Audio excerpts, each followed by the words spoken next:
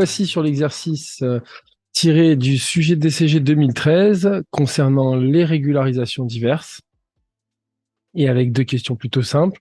Une première question de cours, rappeler le principe comptable qui conduit à régulariser les charges et produits à la clôture d'un exercice comptable.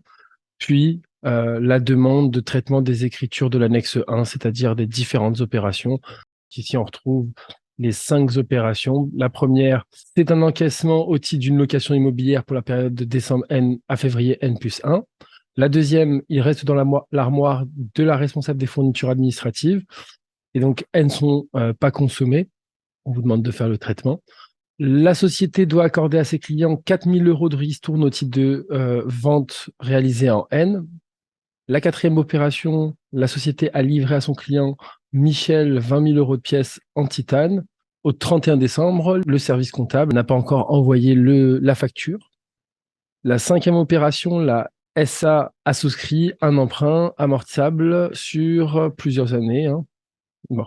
La cinquième opération, c'est un emprunt de 100 000 € avec un taux d'intérêt de 4% et dont la première annuité sera prélevée le 1er octobre N+1. Je vous laisse quelques instants pour réaliser l'exercice et on passe à la correction.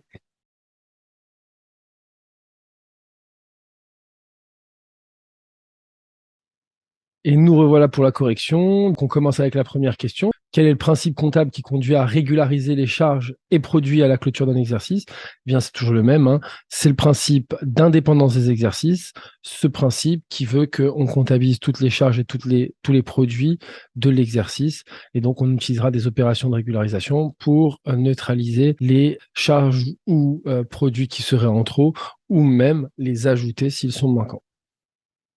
On se lance directement dans le traitement des opérations. Et donc, la première opération où on a un encaissement de 24 000 € au titre de la location immobilière qui concerne décembre N, janvier et février N+1. Donc là, on se retrouve dans une situation où on a des produits qui concernent N+1 qui sont dans la comptabilité et que l'on souhaite supprimer, puisqu'on comprend bien que janvier et février N+1 ne font pas partie de l'exercice N, donc on devra supprimer 2 mois sur 3 des produits qui ont été comptabilisés. On comprend que la location elle a été comptabilisée initialement dans l'exercice, et donc on devra neutraliser 2 mois sur 3. Donc ici 24 000 fois 2 tiers, soit 16 000 € de location. Donc c'est un produit qu'on va diminuer. On va supprimer la quote-part qui concerne N+1. Et on va passer en contrepartie le 487, puisqu'on est bien dans la situation où nous passons un produit constaté d'avance.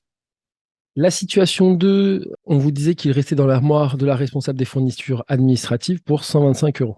Donc on est dans la situation, encore une fois, où vous avez cette fois pour des charges qui sont consommées en N+1, comptabiliser ces charges en N. Donc on va supprimer la quote-part qui n'est pas consommée, c'est normal, puisqu'elle n'est pas consommée, donc elle sera utilisée en N+1. On va supprimer des charges 625 € qui correspond à 125 € la cartouche fois 5 cartouches, et on diminuera la charge pour ce montant-là de fourniture administrative, et la contrepartie, c'est le 486 pour 625. Le tout est extourné au 1er janvier. La situation 3, où la société doit accorder à ses clients 4 000 € de ristourne pour l'exercice N, cependant, elle ne l'a toujours pas fait. Et donc ici, il faut impacter cette ristourne sur les comptes N, diminuer les produits avec le 709, RRR, c'est un compte qu'on connaît déjà, rabais, remise, ristourne à accorder. Et donc ce compte-là va nous permettre de diminuer les produits puisqu'il marche en sens inverse. Et donc pour le montant des ristournes accordées, soit 4 000 €, c'est le montant hors taxe. On n'oubliera pas aussi de passer un compte de TVA régularisé. Et donc ce compte de TVA régularisé avec un 7 à la fin, puisqu'il concerne un produit qui est neutralisé. Donc ça fait bien 800 € de TVA. Et la contrepartie, c'est le 419,8, donc RRRA accordé, et donc on créditera pour 4 800 €. Il faut impacter les comptes de l'exercice N dans cette situation, puisque c'est une ristourne qui est accordée sur des ventes de l'exercice N.